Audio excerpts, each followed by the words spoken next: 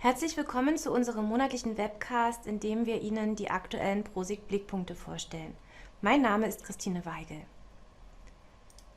Hier sehen Sie die einzelnen Punkte, die ich Ihnen im Anschluss dann gleich zeigen werde. Einblick, Auswahl der Entwicklungen aus der letzten monatlichen Sprintversion, Durchblick, Nützliches, Interessantes, Tipps und Tricks, Ausblick, wie es weitergeht, woran wir arbeiten und forschen, Augenblick mal, Ihre Fragen und Hinweise aus der Anwendung, dem Support und den Webcast-Kommentaren. Kommen wir direkt zum Einblick. Welche Entwicklungen in der letzten Sprint-Version im Sprint 100 umgesetzt wurden?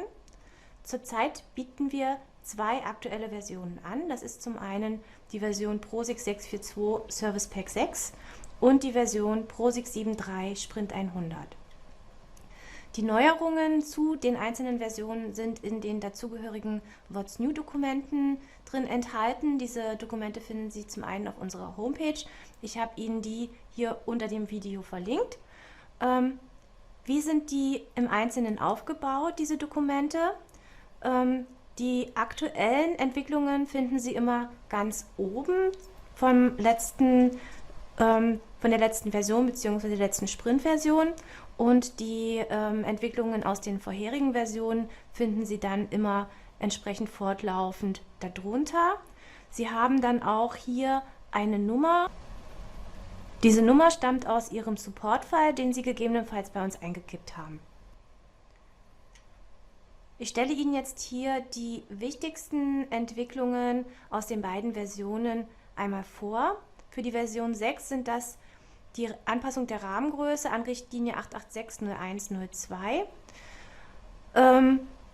und der Befehl kfopt, der zusätzliche Parameter zu den Kabeleigenschaften für Kabelfahnen anzeigt.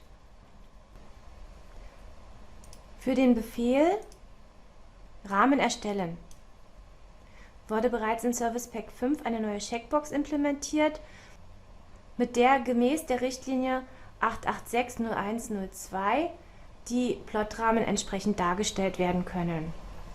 Für diese Richtlinie wurde dann auch ein neues Schriftfeld erstellt und die Plotrahmengrößen wurden eben jetzt dazu auch angepasst. Wie das Ganze aussieht, das zeige ich Ihnen jetzt mal.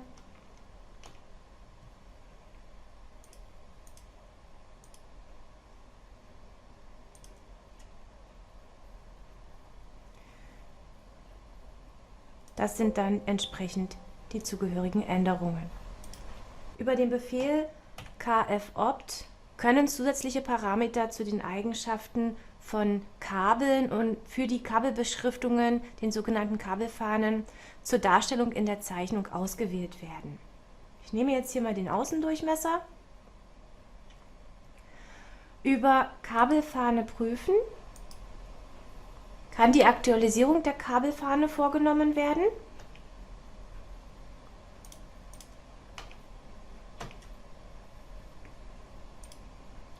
Voraussetzung zum Generieren der Darstellung ist, dass vor Befehlsausführung die Funktion Mengenermittlung durchgeführt wurde.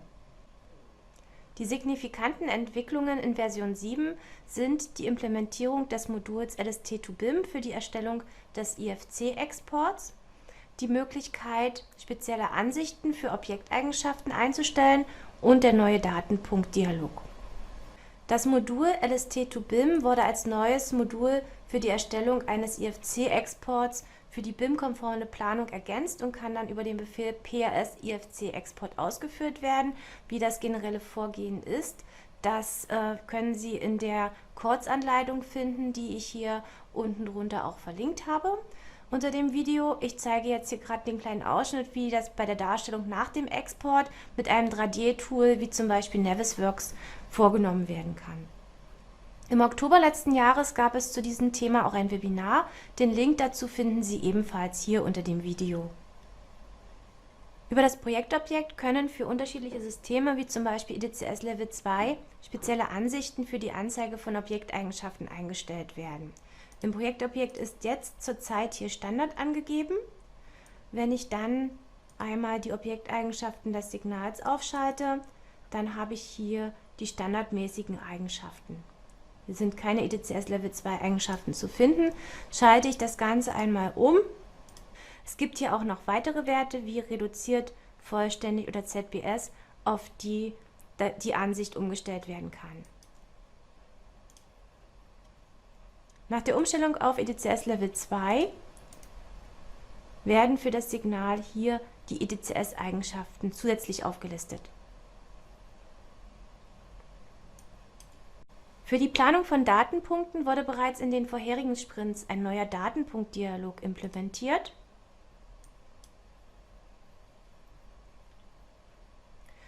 Über diesen Dialog lassen sich die Datenpunkteigenschaften bearbeiten.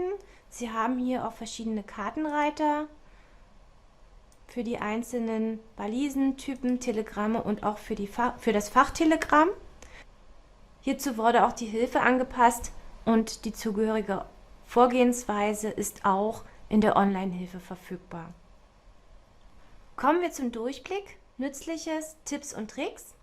Aufgrund der aktuellen Lage ist Homeoffice ein bedeutendes Thema und der Zugriff auf die Firmennetzwerke wird über VPN realisiert. Dies kann bei der Bearbeitung von Datenbankprojekten in Version 6 problematisch werden, wenn diese dann dauerhaft über das VPN geöffnet sind.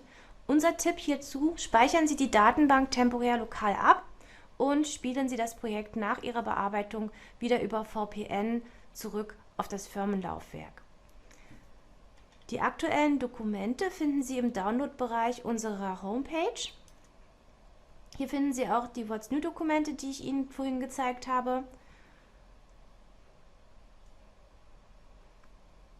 Auch noch weitere Informationen zur Version wie die aktuellen Systemanforderungen, Funktionsliste oder FAQ, Installations- und Lizenzierungshinweise, die Online-Hilfe für PROSIX 7. Sporadisch werden hier auch Anleitungen für Sie zum Download angeboten. Und hier unten finden Sie dann auch noch unsere Veröffentlichungen. Auf unserer Homepage gibt es einen neuen Bereich, Infoblog. Hier finden Sie auch die monatlichen Webcasts, zu denen Sie dann auch gern Kommentare und Anregungen hinterlassen können. Falls Sie mal ein Webinar verpasst haben, dann finden Sie hier auch die zugehörige Aufzeichnung. Vergangene und kommende Veranstaltungen finden Sie ebenfalls hier und auch unsere Artikel werden hier beschrieben mit einer Verlinkung zum Download-Bereich. Wir haben auch den Upload-Service auf unserer Homepage für Sie aktualisiert. Ich logge mich da eben mal kurz ein.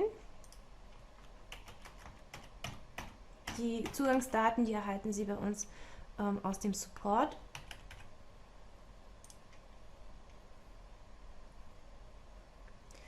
Zusätzlich zu der Absender-E-Mail-Adresse können Sie jetzt hier einen Betreff angeben und natürlich hier weiterhin auch Ihre Datei auswählen.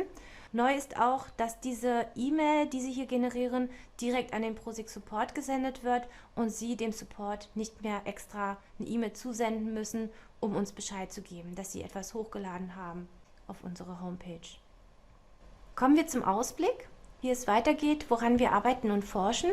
Primäres Thema für unsere Entwicklungsarbeit ist zurzeit die Auslieferung der Version PROSIX 6.4.2 Service Pack 6 im April 2022. Mit dieser Version werden wir unter anderem auch die Lauffähigkeit für AutoCAD 2020 bis 2022 unterstützen. Weitere Informationen folgen dann in den nächsten Webcasts. Augenblick mal, Ihre Fragen und Hinweise aus der Anwendung, dem Support und den Webcast-Kommentaren. Aktuell gibt es zu Ihren Fragen neue Einträge in unsere FAQ. Wie können PROSIX-Dialoge wieder in den sichtbaren Bereich gezogen werden? Dazu gibt es insgesamt 4 Möglichkeiten. Meistens reicht es schon aus, wenn Sie hier auf der Windows-Taskleiste einmal einen Rechtsklick ausführen und über das entsprechende Kontextmenü, das dann aufgeschaltet wird, hier einen Eintrag auswählen, Fenster überlappen, gestapelt anzeigen oder nebeneinander anzeigen. Wenn das nicht klappt, dann gibt es hier noch weitere Punkte, die Sie dann einmal durchgehen können, damit Sie dann entsprechend Ihre Dialoge wiederfinden. Ein weiterer Punkt ist, warum werden Schraffuren in einigen Fällen nicht korrekt dargestellt? Hierbei ist eine der möglichen Ursachen, dass sich dort der 2D-Modus einmal umgestellt hat in einen 3D-Modus in der Zeichnung.